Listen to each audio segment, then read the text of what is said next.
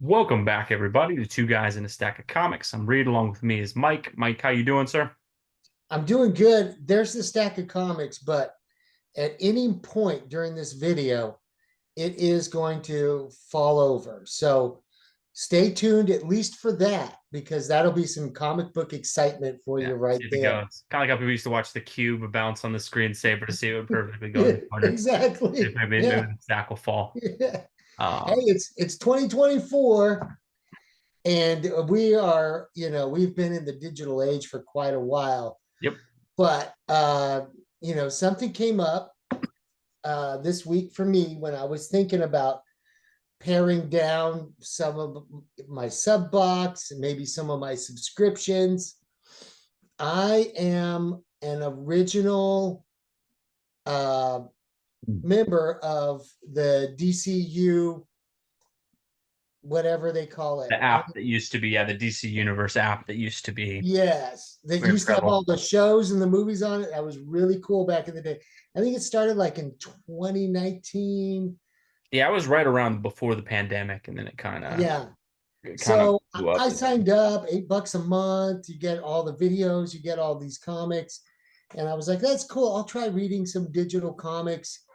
I've had buddies for years that have been all digital. Hmm.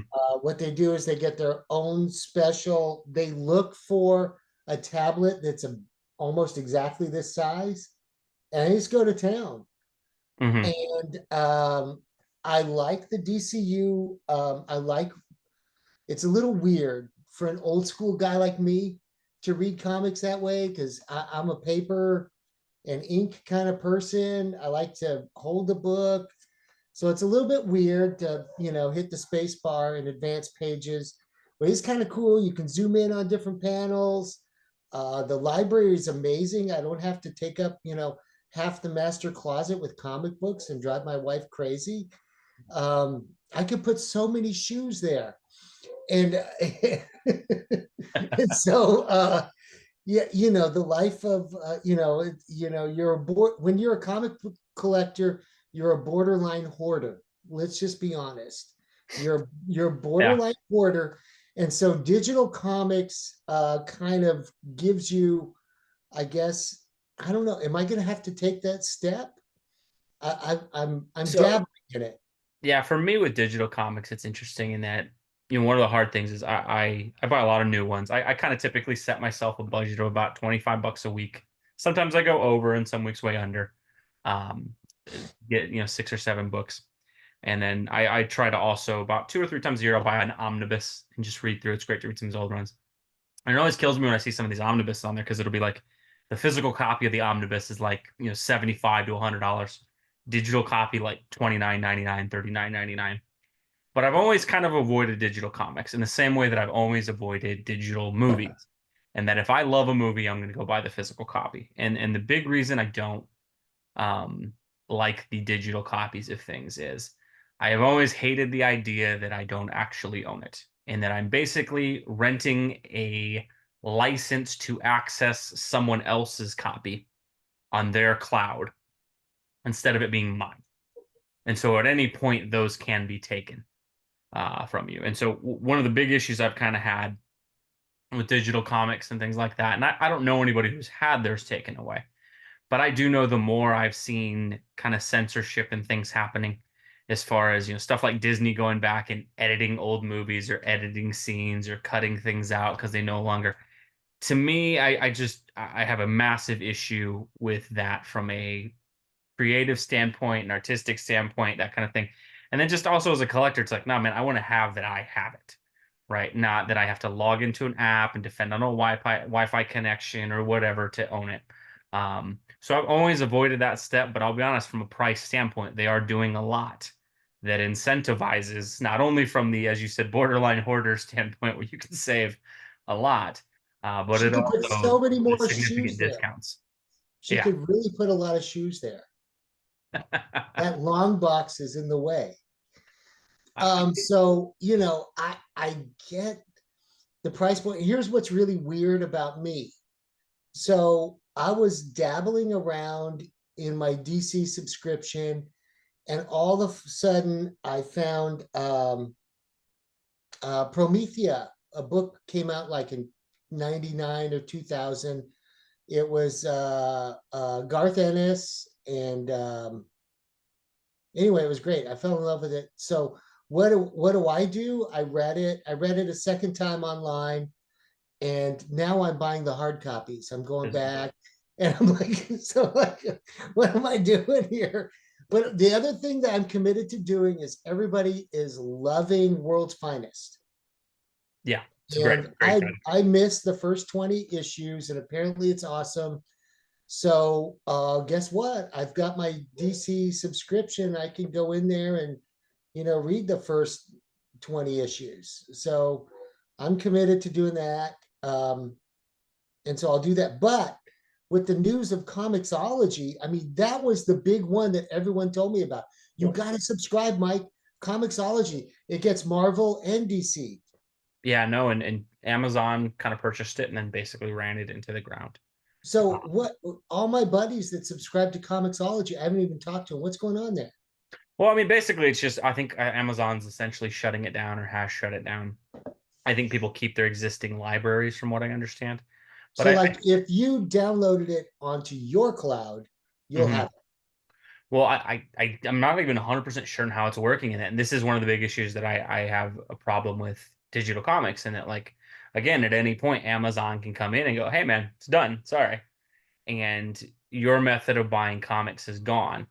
And that's just the biggest issue I've had with the digital space. Period. Is just I believe you should own the physical copy. Like, if I have something, if I paid for it, that should be mine, and instead you're kind of just renting something that is at the leeway of these major conglomerate companies who are going to just decide at any point, hey, we're making this choice, and your access to it or your library could potentially be gone. Not saying that's happened or that all everyone's losing their libraries or stuff like that, but I just hate the idea that the same people that we complain about with me and you with these folks were like the suits making the decisions with these comic book movies that have kind of driven them into the ground.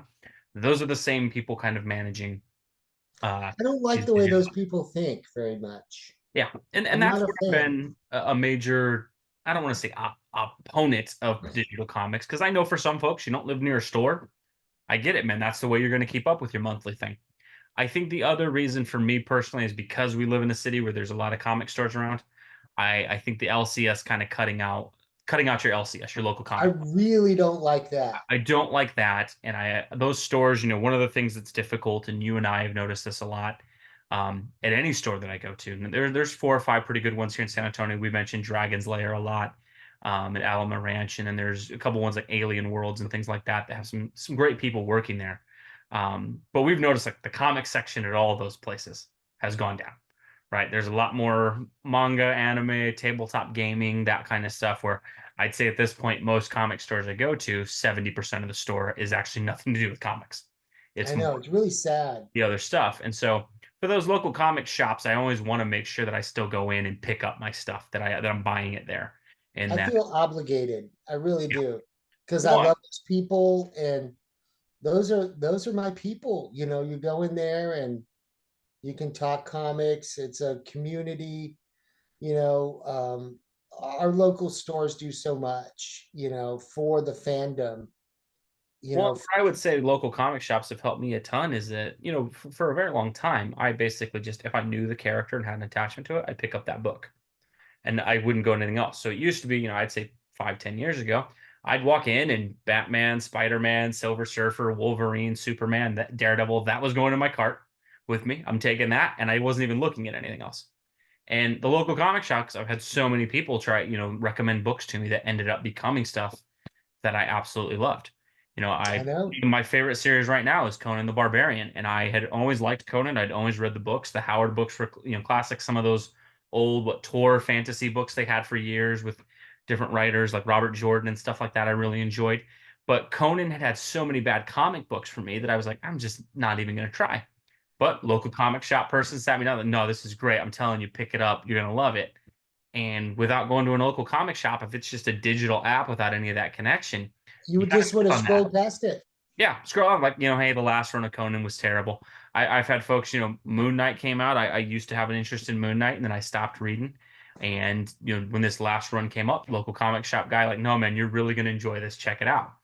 And so I think that loss of that as well, and that I think that's a way that you can explore comic books that are there. I think the digital part, also, I think for you and me, you walk into the store and you see like a really cool cover that catches your eye. On the digital app, you're like, but if you're physically in the store, you might see that and go, hey, that might be worth checking out. I just feel like that loss of the personal connection for the digital piece kind of ruins things. And again, it's just always fundamentally bugged me that like I am licensing access to a copy that someone else has, but that's not actually mine. And it may not last. The other thing is that if you're a comic book person, chances are your your social group, you don't really fit in. I mean, you make yourself fit in, but you don't really fit in. And you don't really know, like when we went to work together, we used to work together, Hmm. uh, we made lots of friends at the office, Yeah. but it it took like I don't know how many years before we realized that our buddy George was also into comics. Yeah. And it's like the only way you really get that connection is when you go into a comic book store because you're surrounded by other fellow nerds and they respect whatever you nerd out on and you respect whatever they nerd. It may not be the same things, Well, but where I've always you liked know, going in too, yeah, like you said, I think you can build connections with people. And I think one of the things that's interesting is I think a lot of these local comic shops do a great job too of having gatherings and stuff like that. Of hey, it's like a comic group or something like that. And it's fun to have people to have those comments. A lot of what me and you wanted to do with this channel was kind of just to do that as well. But I think the other great part with that is there's so many characters that I just can't stand. But then you go to some of these groups, you hear people talk about them, and you're like, okay, it puts you in a different perspective. It I doesn't can make see me a huge fan why. of the character, but I Yeah. start to understand where there's an appeal, and it kind of changes your perspective on things a bit. I would also say, one of the things that is great, and I think, we've mentioned Rose, who works at our comic book shop. She mentions indie books all the time. I That's again, all she who reads. I was never going to pick up indies. I was like, nah, man, I'm a Marvel DC guy. She's mentioned books, and I've always kind of tried to give them a glance and read them and things like that. And you start to notice, man, there's a lot more creativity and things going into some of those indie books than some of the stuff that Marvel and DC are putting out. And so I do think, I think there's some value to digital comics. I'll be honest, I've never purchased a digital comic. I'll pay the extra $30 to get the physical copy of the omnibus, but I'll admit there's times I'm sitting there and I'm like, man, like $30 different and I can get it. But it's much the same thing as well. Like, paperback books have had the same thing. My wife has for years had a Kindle and just read books on there. I am still like, nope, I need the physical book in my hand. I But gotta have the I book. I get it for some folks. It's a way to save money, save space. I just have never been able to make that push, and I don't feel like any of the apps have really done it well enough. What worries me is like I was part of that DC Universe app they had initially, and then they kind of lost. Originally, they really launched with like, hey, we're doing all these shows and everything, and then it kind of all got HBO Max or Max or whatever they're calling it now. Ended up folding a lot of those in, and DCU kind of lost a little bit of its luster. Comixology was another one. My brother was a big Comixology guy, and then as that fell apart on Amazon, I remember him telling me how much he was just hating what they were doing. There's another one too. I forgot. Marvel has one. Marvel's got DC has one, DC's got one. Comixology, and then what's the other one? Trying to remember the other one out there. Maybe, There's another one out there. I but know. I I just forget. haven't seen any that have managed it well enough. And one of the things I'd say as well, like with my son has video games. I'm so used to the physical video game, pop it in the thing, it works, and he's been digital games for years. But like, I'll always kind of hear frustration with him, like, oh, the server's down, or it's not working, or I can't get it to work, or and I just the physical portion of that for me. I love the idea that you actually own it, and I think especially for me, just on principle, where I've always tried not to do digital comics, is again the comic store experience. Those LCSs, those folks who work down there. I think especially because, and we'll probably do another video on this, some of the things that the big two companies and some of these companies do as far as what they're doing in the local comic shops, as far as how many copies they make them order, them not being returnable, the incentive variant covers where they have to buy 100 copies to get a certain variant, and just the way that those are managed, I think it's a little disadvantageous, or it's a disadvantage for the A comics. little disheartening, yeah. And so I've always just wanted to make a point of, like, especially since I live close enough to go to the store. But I think it's an interesting thing, and I do wonder. I think larger on this, and I'll be interested to get your thoughts with it. I mean, with the way we see sales declining, and the fact that, I mean, I think this year we've seen Best Buy came out and said that they're no longer going to do physical copies of movies at their stores. I want to say, I think it was Best Buy, or maybe it was Walmart, or someone else said they're not doing physical copies of the media anymore. Comic sales have been down, prices have soared up. I do wonder if eventually that will be the way Marvel and DC continues, that they just decide, hey, we're discontinuing the print copies of these and we're just going to go digital. I worry that's going to happen. I don't know for sure, but I don't know, Mike, for you, do you think we'll ever get to a point that actually goes through completely? I think probably in the next 10 years or so, the data storage will problems will be figured out, and the younger generation will probably go that way. It's sad to say, and it'll break my heart when it does, but there's just nothing like the experience of walking into a comic shop and finding something unexpected and holding it in your hand and like taking it to the counter, taking it home and reading it. That's just been bred into me since I was a kid, the magic of pulling that comic off the rack and, taking out your allowance and buying it, Yeah. is part of the hobby for me. So I really Oh, can't a see it huge going part that of way. it. And I think the other thing too is like having the physical copy to give my kids. Like, I love being able to, like, here's the comic kind of thing, instead of an Yeah. app where they can log in and, oh, here's the login and go through, and that, like, I just love having the ability, like, here's comics, here's a couple comics, read those, and you get that physical kind of reading and things like that. I think also, like, ads and stuff like that will always pop up on those apps and stuff like that. And that's been somewhat frustrating. But yeah, I don't know. I do fear, like you said, sometime in the next decade, we may have it happen where they just decide, hey, the physical runs are done. I hope they don't, and that I think so much of this hobby is built on collecting and Yeah. having those long boxes and those short boxes, and adding another comic into the bag and board and putting it into the box and having it. I don't know if comics would actually benefit at all from going from digital, and that I think you may lose so many collectors.